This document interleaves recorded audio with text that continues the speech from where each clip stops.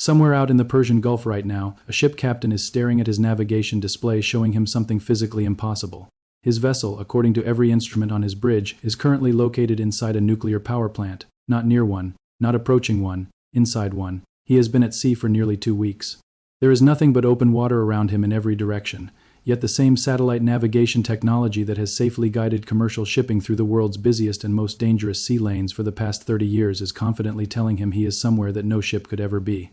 This is not a system failure, it is not corrupted software, it is not atmospheric interference degrading the satellite signal. What is happening to that captain, and 200s of captains just like him across the Persian Gulf right now, is something fundamentally different. It is warfare conducted through invisible electromagnetic signals. It is conflict fought at the frequency level with electronic systems that carry no explosive payload, require no aircraft to deliver them, and cost a tiny fraction of a single cruise missile. And yet these weapons have accomplished something that no missile strike, no aerial bombing campaign, and no conventional naval engagement has managed to achieve. They have made it genuinely impossible for ships to know where they are. Since the moment this war began on February 28, Iran has been executing the most comprehensive and most effective GPS warfare operation ever conducted against maritime traffic in recorded history. 13 days in, the results are not ambiguous. More than 1,500 vessels operating in the Persian Gulf and the Gulf of Oman are currently receiving navigation data that is either completely blocked or actively falsified. That figure represents roughly half of every ship in the entire region.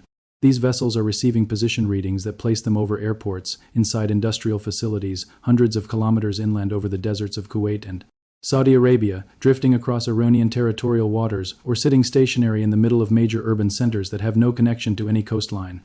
Maritime tracking company Windward, which maintains continuous real-time surveillance of vessel movements across every ocean on the planet, has documented exactly how this escalation unfolded from the moment the first American and Israeli strikes hit Tehran in the days before February 28. GPS interference events in the region were averaging approximately 850 recorded incidents per day, elevated compared to historical baselines but manageable.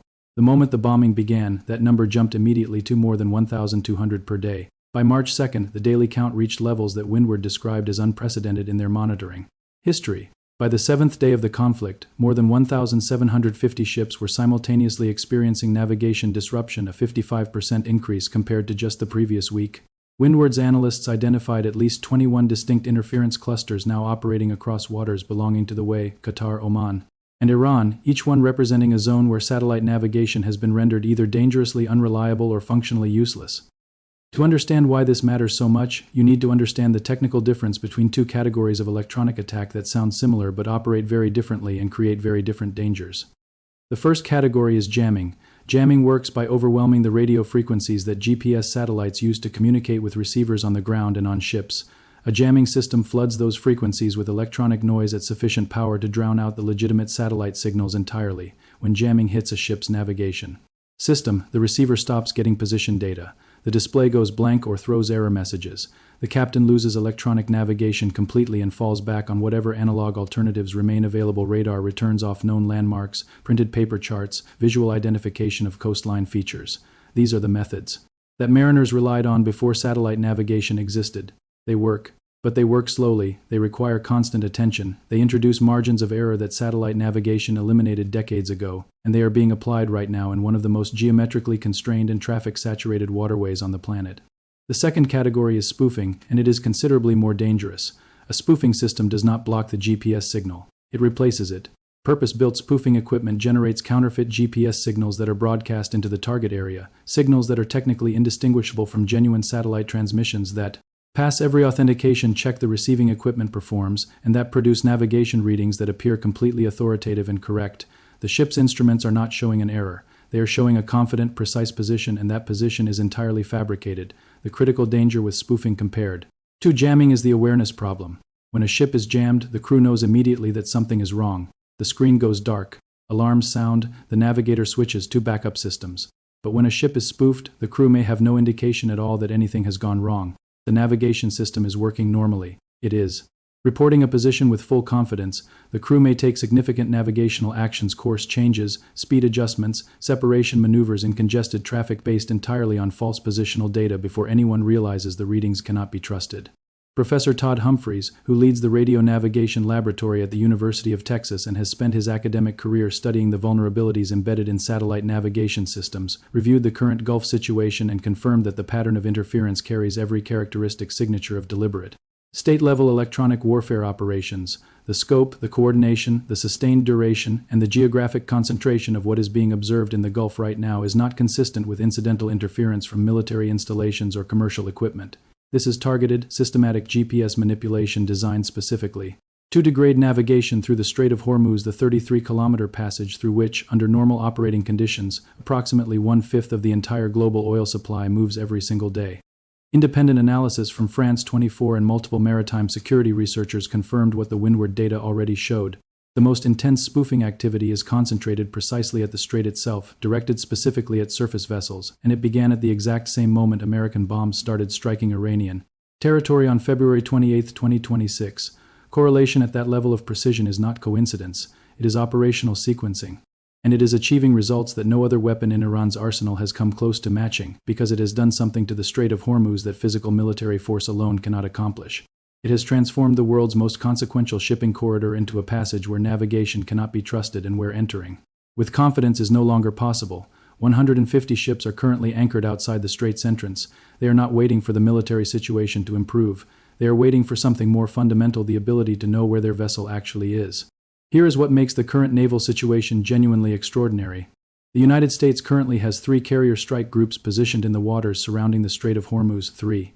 Each one centered on a nuclear-powered aircraft carrier carrying between 75 and 90 combat aircraft, each one escorted by a constellation of guided missile destroyers, cruisers, and attack submarines, carrying weapons systems that represent the absolute frontier of naval warfare technology.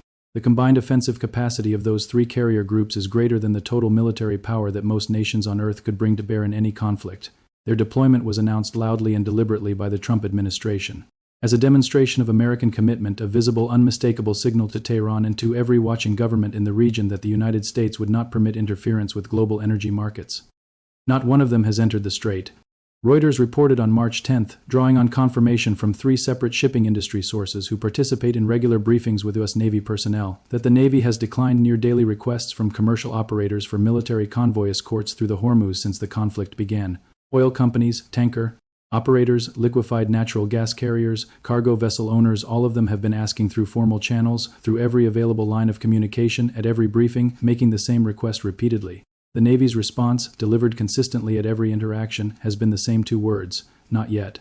The risk of operating in those waters is assessed as too high. Let the weight of that settle. The most powerful naval force ever assembled in human history has evaluated the Strait of Hormuz and determined that entering it is too dangerous.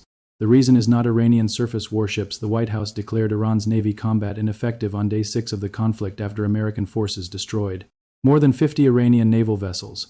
The reason is the combination of naval mines, explosive-laden drone boats operated by remote control, and GPS warfare that transforms the already narrow strait into an environment where no navigation system can be fully trusted and where a vessel's ability to maneuver freely is severely constrained. A remote-controlled boat loaded with explosives and costing a few $100s can inflict catastrophic damage on a warship valued at $4 billion. A minefield scattered across 33 kilometers of water can stop a convoy completely, and in a waterway where 1,750 ships are simultaneously receiving false positional data, where the margin for navigational error is measured in hundreds of meters, where an electronic weapons system has already demonstrated the ability to place a vessel's instruments inside a building that doesn't exist anywhere near water, the risk calculus is different from anything the United States Navy has been required to navigate in recent decades. Iran Zerg commander responsible for Hormuz operations stepped into the public record this week with a statement that will be studied in naval warfare academies for years. He issued what amounted to an open invitation, a challenge delivered with complete confidence, telling the world that if any nation could persuade an American warship to escort them through the strait, Iran would personally guarantee the safety of their tanker. "Come," he said, "bring the warship, we will let you through, we give our word." Every maritime analyst, every shipping executive, every naval officer who read those words understood them for exactly what they were. Iran was publicly inviting the United States Navy into the strait because Iran had spent 13 days watching the Navy decline to enter it. President Trump had stated publicly and repeatedly that the Navy would provide tanker escorts if the situation required it. His Energy Secretary Chris Wright announced on March 10 that a successful naval escort of an oil tanker through the strait had already been completed. Oil markets responded immediately. Prices dropped more. Then 17% in a matter of hours, the physical release of pressure from weeks of supply anxiety, markets exhaling in collective relief. Then White House Press Secretary Caroline Leavitt walked to the podium and corrected the record. The escort had not happened. No vessel had been escorted. The announcement was inaccurate. The post was deleted. Oil prices reversed entirely, 17% down, 17% back up, in the same trading afternoon, based on a government announcement that turned out to be false.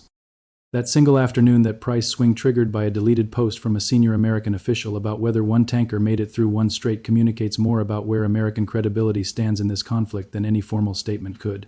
While the naval standoff continues, the electronic warfare component has been expanding beyond maritime targets. Aviation data analysts at SKA Data Services documented that on March 2nd alone, at least 169 commercial aircraft operating over the eastern Arabian Peninsula encountered GPS spoofing significant enough to affect their navigation systems.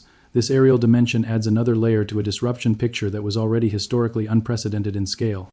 The current crisis carries echoes of an earlier, smaller preview. During the 12-day conflict in June 2025, GPS interference in the same region was identified as a likely contributing factor in a collision between two oil tankers, the Adelan and the Front Eagle, off the Way coastline.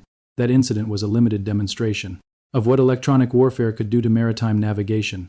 What is occurring now is that same capability operating at full deployment across the entire Gulf, affecting half of all vessels simultaneously, running continuously around the clock, with no indication from any American or allied authority that a technical countermeasure is available or being implemented. A merchant marine captain with decades of experience on global cargo routes spoke to AFP reporters on condition of anonymity, describing the reality of navigation in the Gulf right now. His vessel, like hundreds of others, is now relying on radar returns, visual landmark identification, and printed paper charts to navigate waters that his ship's electronic systems are supposed to handle automatically. 21st century vessels operating on 19th century methods because the 21st century navigation infrastructure has been repurposed as a weapon against them. 3 carrier groups outside the strait, watching. On day 12 of the conflict, Iran made an offer to the Gulf states Saudi Arabia, Kuwait, the Way, Qatar, and Bahrain that represents one of the most audacious geopolitical maneuvers conducted in the Middle East in a generation. The offer was simple and explicit. If any Gulf government wants their oil to move through the Strait of Hormuz without interference, they have a choice available to them. They can expel the American ambassador from their country, they can expel the Israeli ambassador, or they can do both. If they take any of those steps, Iran will allow their tankers to pass freely through the strait, their energy exports will flow, their national revenues will recover, the economic damage currently costing the global economy hundreds of billions of dollars every week will, for them specifically, become someone else's problem. The offer is straightforward. Trade your alliance with Washington for your energy supply. No Gulf government has publicly accepted the offer, but the fact that Iran chose to make it openly, through official channels, on day 12 of a conflict in which American bombers are still conducting active strikes on Iranian soil communicates something significant about how Tehran currently reads the balance of leverage in this confrontation. Iran is not making this offer from a position of desperation. It is making it from the position of a country that has demonstrably closed the world's most important oil shipping lane, made American naval escort operations functionally impossible for nearly 2 consecutive weeks, driven oil prices above $100 per barrel, simultaneously disrupted the navigation systems of over 1,650 ships, and observed 3 United States carrier strike groups make the calculation that the risk of entering a 33-kilometer strait is too high to accept. Iranian Foreign Minister Abbas Araghchi framed the energy market situation this week with a directness that contrasts sharply with the more cautious language coming from Washington.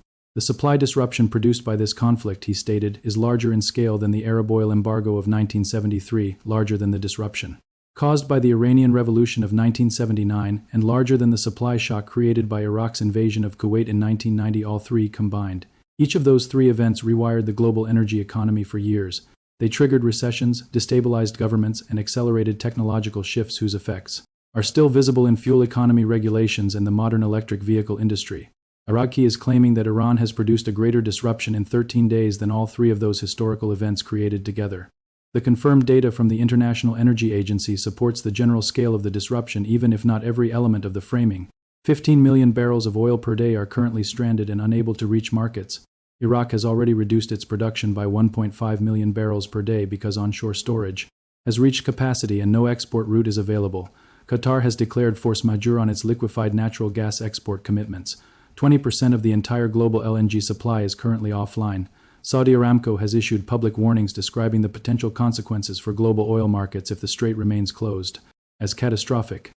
And through all of it, the GPS warfare continues, invisible, continuous, affecting every vessel that attempts to navigate the Gulf, not with explosive warheads, not with kinetic projectiles, not with anything that shows up on a targeting radar or appears in a satellite reconnaissance image, but with false coordinate data delivered silently and convincingly to navigation receivers across an entire region, converting the most technically advanced commercial shipping network in human history into a fleet of vessels that cannot confirm their own location with certainty.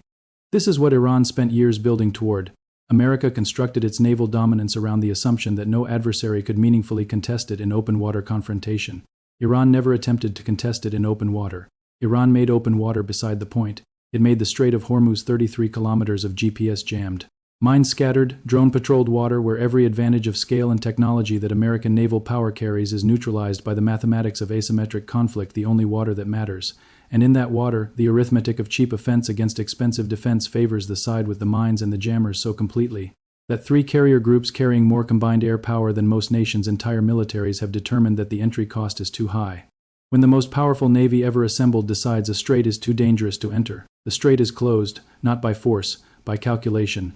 Trump promised escorts. His energy secretary announced one had happened. It hadn't. The price of oil swung 17% in one afternoon because of a deleted post. The carriers are still outside.